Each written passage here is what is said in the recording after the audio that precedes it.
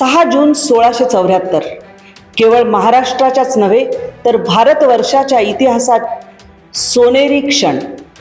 कारण या दिवशी मुघलांचं साम्राज्य उलथवून लावणाऱ्या छत्रपती शिवरायाचा राज्याभिषेक झाला. तो राज्याभिषेकाचा सोहळा अतिशय अवर्णनीय असा होता आणि त्याला काही ईस्ट इंडिया कंपनीचे अधिकारी सुद्धा उपस्थित होते.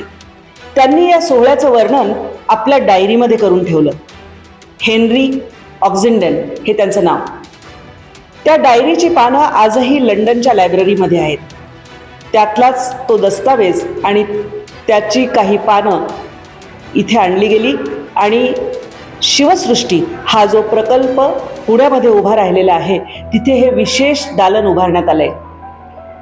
राजा शिवछत्रपतीच्या राज्याभिषेकाचे ते सुवर्ण क्षण जर तुम्हाला अनुभवायचे असतील तर त्याच्या अनेक खाणाखुणा या दालनामध्ये पाहायला मिळतात.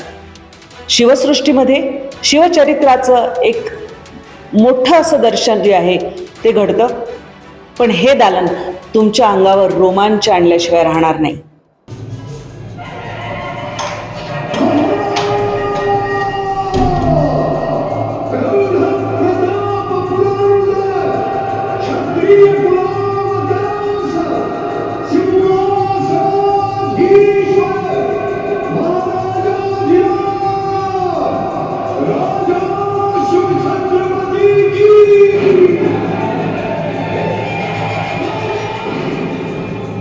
छत्रपती शिवरायांचा राज्याभिषेक ही घटना म्हणजे भारताच्या इतिहासातला एक सर्वोच्च अध्याय. सर, आपण जी शिवसृष्टी इथे निर्माण केलेली आहे, छत्रपती शिवाजी राजांच्या आयुष्यातला सगळ्यात महत्त्वाचा म्हणजे महाराष्ट्राच्या नाही देशाच्या दृष्टीने क्षण तो म्हणजे राज्याभिषेकाचा.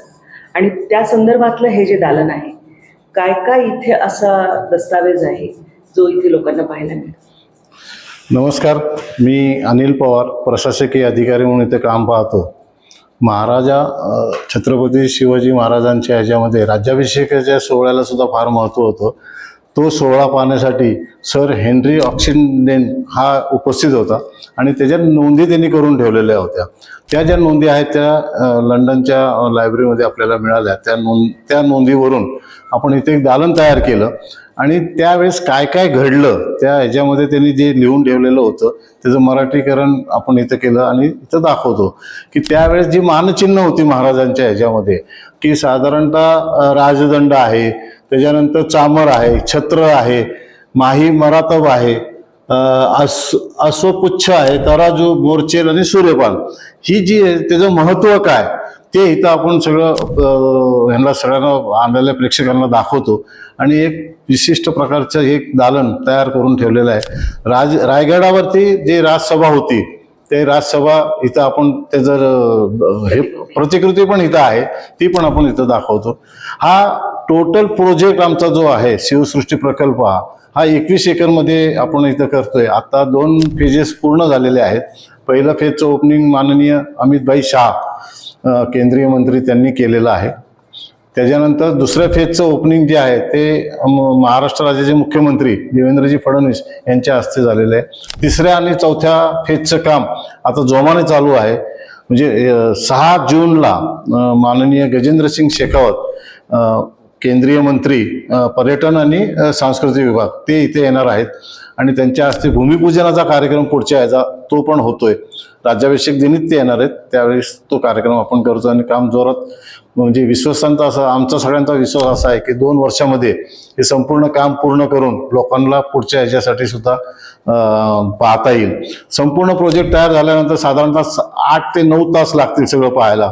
आज एक परिस्थिती अशी आहे की 4-4.5 तास लागतात सगळं पाहण्यासाठी आणि लोक उत्स्फूर्तपणे फार मोठ्या प्रमाणात महाराजांचं शिवचरित्र पाहण्यासाठी आपण शिवचरित्र इथं उभं केलं ते पाहण्यासाठी गर्दी करतात.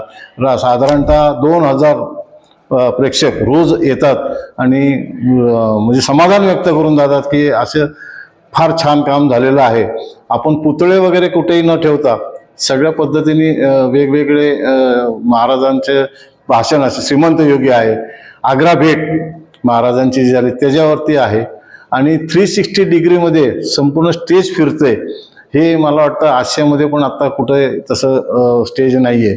1000 वर्षापूर्वीपासून ते महाराजांच्या मृत्यूपर्यंत त्या कालखंडातलं एक 36 मिनिटाचा तो प्ले आहे, तो पाहून सुद्धा लोक समाधानी होतात.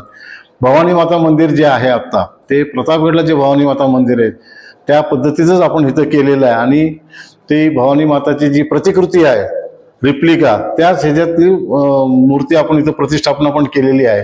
आणि पुढचं काम आता जोरात चालू होईल, चालू आहेच, आणि उत्स्फूर्त प्रतिसादही लोकांचा मिळतोय. आतापर्यंत म्हणजे किती टक्के काम पूर्ण झाले आणि अजून किती उरलं आहे? एकूण 4 टप्प्यांमध्ये काम हे आहे. त्यातले 2 टप्प्यांचं काम पूर्ण झालं. 3रा आणि 4था टप्पा आता नजीकच्या काळात 2 वर्षात पूर्ण करायचं. आणि पुढचं जे काम राहिलेलं आहे ते सुद्धा 2-2.5 वर्षात पूर्ण करून सगळा प्रोजेक्ट पूर्ण करून लोकांना लोकार्पण करायचं आहे. थँक्यू. Yes, thank you.